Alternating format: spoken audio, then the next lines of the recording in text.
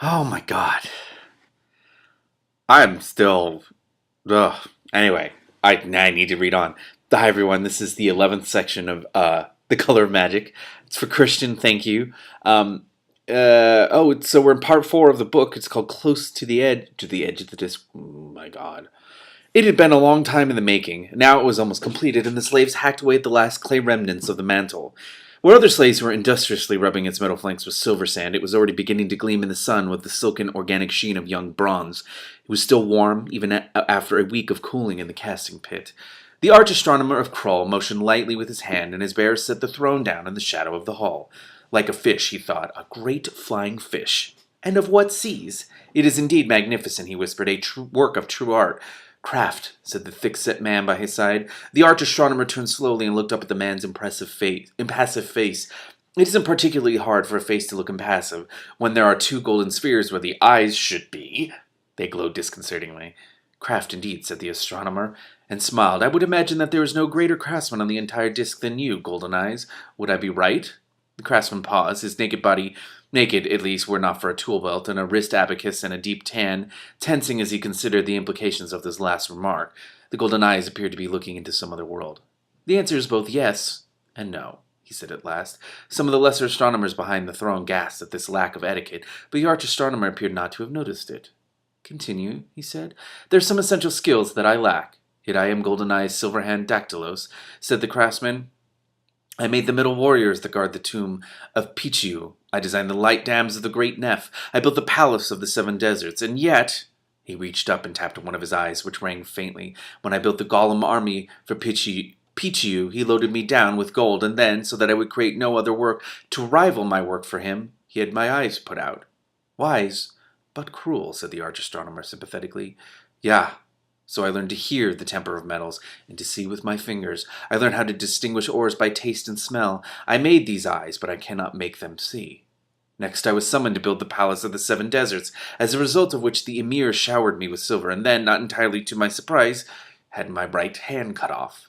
A grave hindrance in your line of business, nodded the arch astronomer. I used some of the silver to make myself this new hand, putting to use my unrivaled knowledge of levers and fulcrums. It suffices. After I created the first great light dam, which had a capacity of 50,000 daylight hours, the tribal councils of the Neph loaded me down with fine silks and then hamstrung me so that I could not escape. As a result, I was put to some inconvenience to use the silk and some bamboo to build a flying machine from which I could launch myself from the topmost turret of my prison. Bringing you by various diversions to Krull, said the arch astronomer, and one cannot help feeling that some alternative occupation, lettuce farming, say, what offers somewhat less of a risk of being put to death by installments. Why do you persist in it? Golden Eyes Dactylos shrugged. I'm good at it, he said.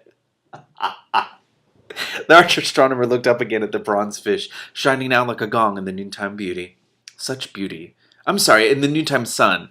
Such beauty, he murmured, and unique. Come, Dactylos. Recall to me what it was that I promised should be your reward.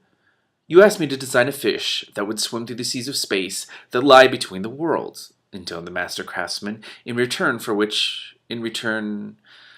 Yes, my memory is not what it used to be, purred the arch astronomer, stroking the warm bronze. In return, continued Dactylos, without much apparent hope, you would set me free and refrain from chopping off any appendages. I require no treasure. Ah, yes, I recall now. The old man raised a blue-veined hand and added, I lied. There was the merest whisper of sound, and the golden-eyed man rocked on his feet. Then he looked down at the arrowhead protruding from his chest and nodded wearily. A speck of blood bloomed on his lips. Oh, there was no sound in the entire square, save for the buzzing of a few expectant flies, as his silver hand came up very slowly and fingered the arrowhead. Dactylos grunted. Sloppy workmanship, he said, and toppled backward. The arch astronomer prodded the body with his toe and sighed. There will be a short period of mourning, as befits a master craftsman, he said. He watched a blue bottle alight on one golden eye and fly away puzzled. That would seem to be long enough, said the arch astronomer. Oh, and beckoned a couple of slaves to carry the corpse away. Are the chelonauts ready, he asked. The master launch controller bustled forward. Indeed, your prominence, he said. The correct prayers are being intoned. Quite so, your prominence. How long to the doorway? The launch window, corrected the master launch controller carefully. 3 days, your prominence. Great Atuan's tail will be in an unmatched position. Then all that remains, concluded the arch astronomer, is to find the appropriate sacrifices.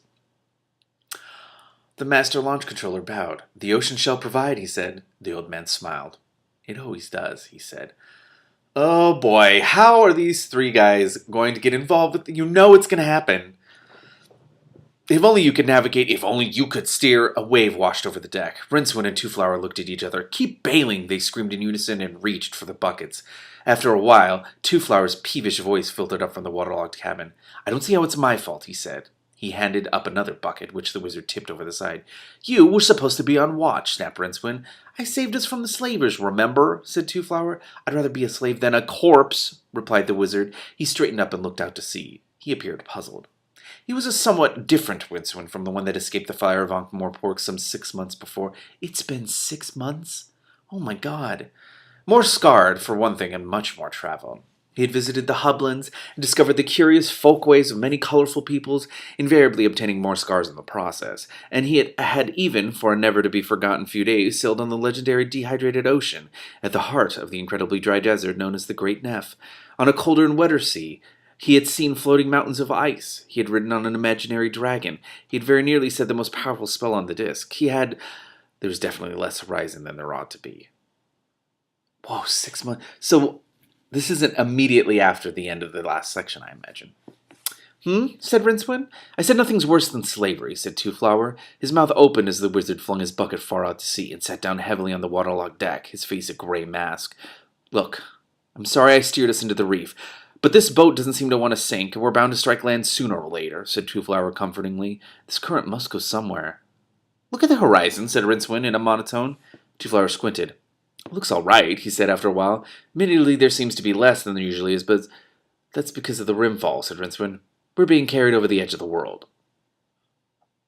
There was a long silence, broken only by the lapping of waves as the foundering ship spun slowly in the current. It was already quite strong. That's probably why we hit that reef, Rincewind added. We got pulled off course during the night. Would you like something to eat? Asked Two Flower. He began to rummage through the bundle that he had tied to the rail out of the damp. Don't you understand? Snarled Rincewind. We're going over the edge, gods damn it. Can we do anything about it? No. Then I can't see the sense in panicking, said Two Flower calmly. I knew we shouldn't have come this far edgewise, complained Rincewind to the sky. I wish I had my picture box, said Two Flower, but it's back on that slaver ship with the rest of the luggage, and you won't need luggage where we're going, said Rincewind. He sagged and stared moodily at a distant whale that had carelessly strayed into the rimward current and was now struggling against it. There was a line of white on the foreshortened horizon, and the wizard fancied he could hear distant roaring. What happens after a ship goes over the rimfall? Asked Two Flower. That is a good fucking question. Who knows? Well, in that case, perhaps we'll just sail on through space and land on another world. A faraway look came into the little man's eyes. I'd like that, he said. You would, Two Flower. I don't mean that dismissive. He would like that. Rincewind snorted. The sun rose in the sky, looking noticeably bigger this close to the edge. They stood with their backs against the mast, busy with their own thoughts. Every so often, one or another would pick up a bucket and do a bit of desultory bailing, for no very intelligent reason. The sea around them seemed to be getting crowded. Rincewind noticed several tree trunks keeping station with them, and just below the surface the water was alive with fish of all sorts. Of course the current must be teeming with food washed from the continents near the hub. He wondered what kind of life it would be, having to keep swimming all the time to stay exactly in the same place. Pretty similar to his own, he decided. Oh. He spotted a small green frog, which was paddling desperately in the grip of the inexorable current. To Two Flower's amazement, he found a paddle and carefully extended it toward the little amphibian, which scrambled onto it gratefully. A moment later, a pair of jaws broke the water and snapped impotently at the spot where it had been swimming. The frog looked up at Rincewind from the cradle of his hands, and then bit him thoughtfully on the thumb. Two Flower giggled. Rincewind tucked the frog away in a pocket and pretended he hadn't heard. All very humanitarian, but why? Said Two Flower. It'll all be the same in an hour. Because, said Rincewind vaguely, and did a bit of bailing. Spray was being thrown up now, and the current was so strong that the waves were forming and breaking all around them. It all seemed unnaturally warm. There was a hot golden haze on the sea. The roaring was louder now. Is this really happening right now? A squid bigger than anything Rincewind had seen before broke the surface a few hundred yards away and thrashed madly with its tentacles before sinking away. Something else that was large and fortunately unidentifiable howled in the mist. A whole squadron of flying fish tumbled up in a cloud of rainbow-edged droplets and managed to gain a few yards before dropping back and being swept away in an eddy. They were running out of world. Rincewind dropped his bucket and snatched at the mass as the roaring final end of everything raced toward them. "I must see this," said Two-Flower, half falling and half diving toward the prow. Something hard and unyielding smacked into the hull, which spun 90 degrees and came side on to the invisible obstacle. Then it stopped, suddenly, and a wash of cold sea foam cascaded over the deck, so that for a few seconds Rincewind was under several feet of boiling green water. He began to scream, and then the underwater world became the deep clanging purple color of fading consciousness, because it was at about this point that Rincewind started to drown. How is this happening already? How? He awoke with his mouth full of burning liquid, and, when he swallowed, the searing pain in his throat jerked him into full consciousness. The boards of a boat pressed into his back, and Two-Flower was looking down at him with an expression of deep concern. Rincewind groaned and sat up. This turned out to be a mistake. The edge of the world was just a few feet away. Beyond it, at a level just below that of the lip of the endless rimfall, was something altogether magical. What? Some 70 miles away, and well beyond the tug of the rim current, a dhow with the red sails typical of a freelance slaver drifted aimlessly through the velvety twilight. The crew, such as remained, were clustered on the foredeck surrounding the men working feverishly on the raft. The captain, a thick-set man who wore their elbow turbans typical of a great Neff tribesman, was much traveled and had seen many strange peoples and curious things, many of which he had subsequently enslaved or stolen. He'd begun his career as a sailor on the dehydrated ocean in the heart of the disk's driest desert. Water on the disk has an uncommon force state caused by intense heat, combined with the strange desiccating effects of octarine light. It dehydrates, leaving a silvery residue like free-flowing sand, through which a well-designed hull can glide with ease. The dehydrated ocean is a strange place, but not so strange as its fish. The captain had never before been really frightened. Now he was terrified. Oh, fuck. "I can't hear anything," he muttered to the first mate. The mate peered into the gloom. "Perhaps it fell overboard," he suggested hopefully. As if in answer there came a furious pounding from the ore deck below their feet and the sound of splintering wood. The crewmen drew together fearfully, brandishing axes and torches. They probably wouldn't dare to use them, even if the monster came rushing toward them. Before its terrible nature had been truly understood, several men had attacked it with axes. No, I know it. It's the luggage, isn't it? It has to be the luggage. Whereupon it had turned aside from its single-minded searching of the ship and had either chased them overboard or had eaten them? The captain was not quite certain. The thing looked like an ordinary wooden sea chest. A bit larger than usual, maybe, but not suspiciously so. But while it sometimes seemed to contain things like old socks and miscellaneous luggage, at other times, and he shuddered, it seemed to have... He tried not to think about it. It was just that the men who had been drowned overboard had probably been more fortunate than those it had caught. He tried not to think about it. There had been teeth like white wooden gravestone, and a tongue red as mahogany. He tried not to think about it. It didn't work. But he thought bitterly about one thing. This was going to be the last time he rescued ungrateful drowning men in mysterious circumstances. Slavery was better than sharks, wasn't it?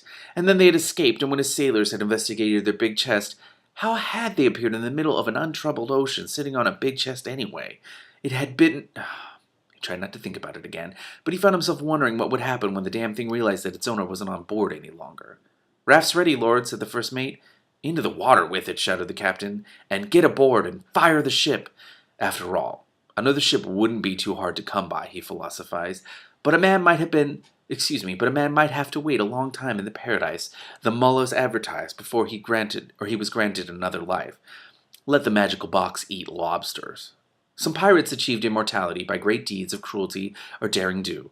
Some achieved immortality by amassing great wealth, but the captain had long ago decided that he would, on the whole, prefer to achieve immortality by not dying.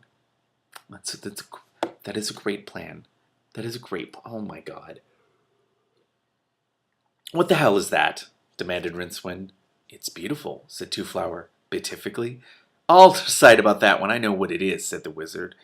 "It is the Rimbo," said a voice immediately behind his left ear, "and you are fortunate indeed to be looking at it, from above, at any rate." Rimbo? Oh my god. Okay, well, I am nearing 15 minutes, so let me make another video and then keep reading.